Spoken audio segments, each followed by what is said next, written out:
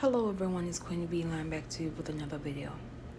This video is an update as it pertains to the Kei'Mani Latigue case.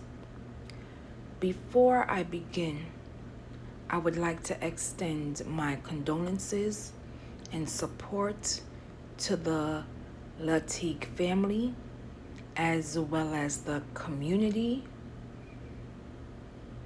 who are grieving the loss of a 13-year-old child. Before I continue, I would like to also send a happy heavenly birthday to Kei'Mani Latigue, as she was supposed to turn 14 years old on March 28th, 2025. This baby was days away from her 14th birthday, and she's no longer here due to an unfortunate incident.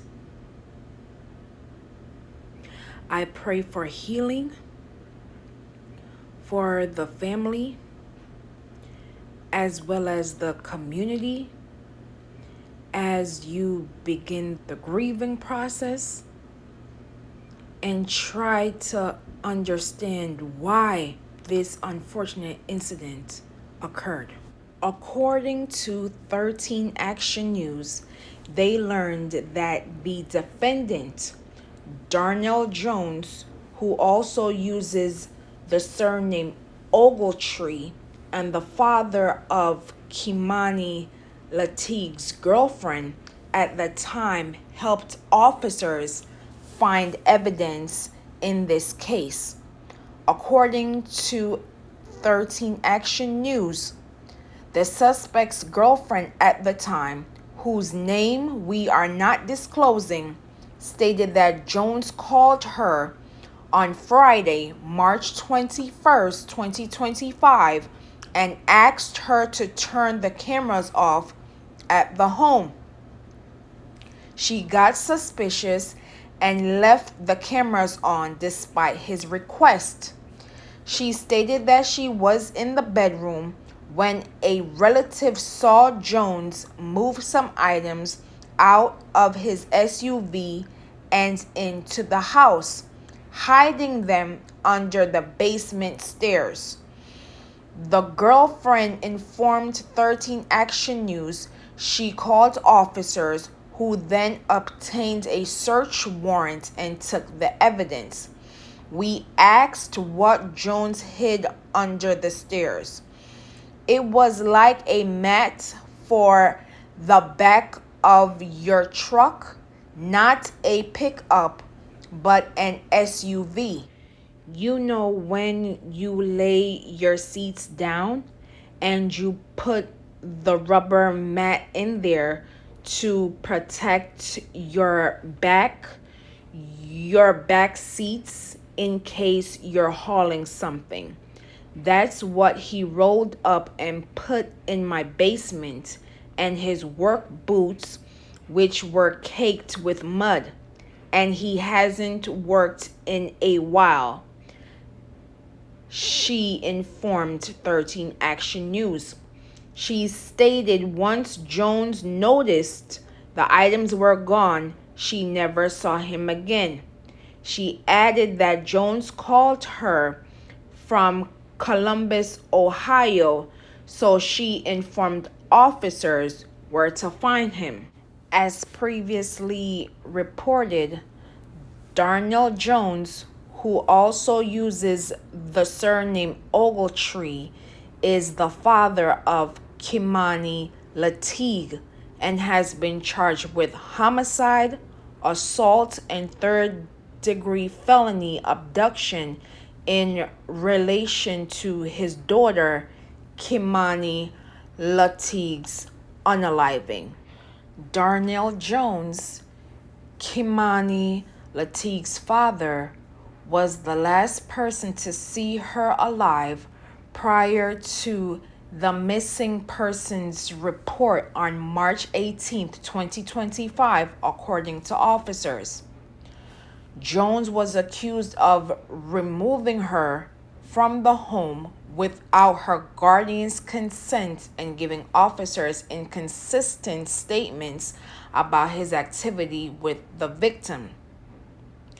Once Kei'Mani's body was discovered on March 25th, 2025, Columbus SWAT officers shot and injured Jones after he reportedly brandished and fired a weapon at an officer. Court records stated SWAT officers returned fire, hitting Jones. He was then hospitalized and is expected to survive his injuries. Due to this incident, Darnell Jones is also charged with felonious assault in connection to the shooting. In addition, there were reports that teachers, parents of Kei'Mani Latigue's classmates, and a school bus driver reported concerns to child services. On March 28, 2025, the Lucas County Children's Services stated they found no evidence to removing Kei'Mani Latigue from her home, though reports were received dating back to 2023. Lucas County Children's Services stated they received a report on December 8th, 2023, and 2 reports on March 21st, 2024, regarding the care of Kei'Mani Latigue while she was in the care of her grandmother, Dorothy Latigue. According to LCCS, investigations were conducted and found no evidence that would lead to the removal of Kei'Mani Latigue from the home. LCCS would state that it met with Kei'Mani Latigue and spoke with her alone about each investigation. Lucas County Children's Services spoke to sources and other involved persons to get the full picture of the family. According to LCCS, it gave Dorothy instructions for appropriate discipline and referred the family to support systems, including Ohio RISE, a care program for youth with complex problems and multi-system needs. Lucas County Children's Services would state that it did not receive any other reports of abuse or neglect of Kei'Mani Latigue since March 21st, 2024, according to intake records and digital and phone records. According to Lucas County Children's Services, there has never been any information about who the father of Kei'Mani Latigue was. LCCS stated Darnell Jones, who is accused of unaliving his daughter, was never named as the father of Kei'Mani Latigue, nor someone who abused or neglected Kei'Mani Latigue. Darnell Jones was not named as an involved adult or supported person to Kei'Mani Latigue, nor her grandmother, Dorothy Latigue. The Lucas County Children's Services released a press release in which I will read in part. Under Ohio law, information regarding investigations of child abuse and neglect is confidential. While it was our strong desire to be able to disclose the facts about our involvement with Kei'Mani Latigue, we also understand that the top priority is justice for Kei'Mani. We did not want to do anything to jeopardize the criminal prosecution of her murder. At this time, the prosecutor has approved the release of limited information. Once the prosecutor determines that the further release of information will not jeopardize prosecution, we intend to release additional information to help answer the community's questions. In the meantime, you will understand that we cannot provide any information beyond what we have provided here and will not be able to answer questions. Again, before I begin my commentary, I would like to send a happily heavenly birthday to Kei'Mani Latigue, as she would have turned 14 on March 28th, 2025. This baby was days away from her 14th birthday, and she's no longer here because the adults in her life did not do their due diligence.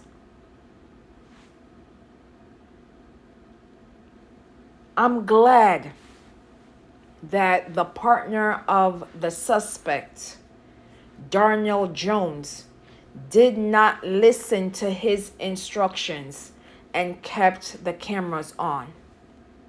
She used her discernment. She could have listened to her partner or withheld the information she had in her possession. The fact that she is not Kei'Mani's mother, she knew something was off. And had the intuition of listening to that still voice and ensuring that the family and the community got answers. Kei'Mani Latigue was missing for almost a week at this point, and the family and community wanted her safe return.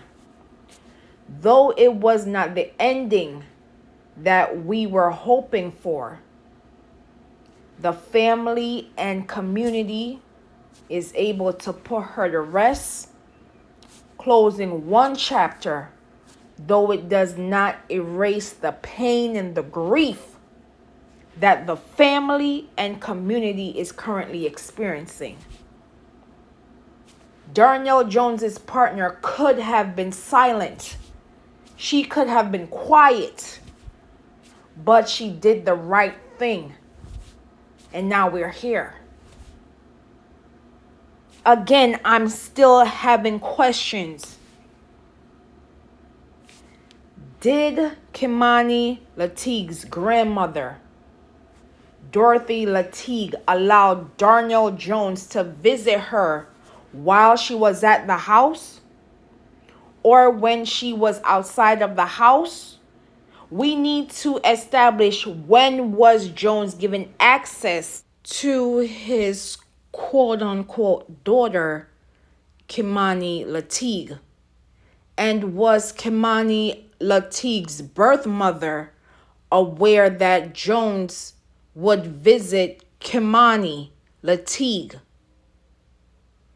It sounds as if persons were not doing their due diligence as it pertained to Kei'Mani Latigue. Persons We're literally ringing the alarm to the Lucas County Children's Services. And according to the LCCS, they found no evidence.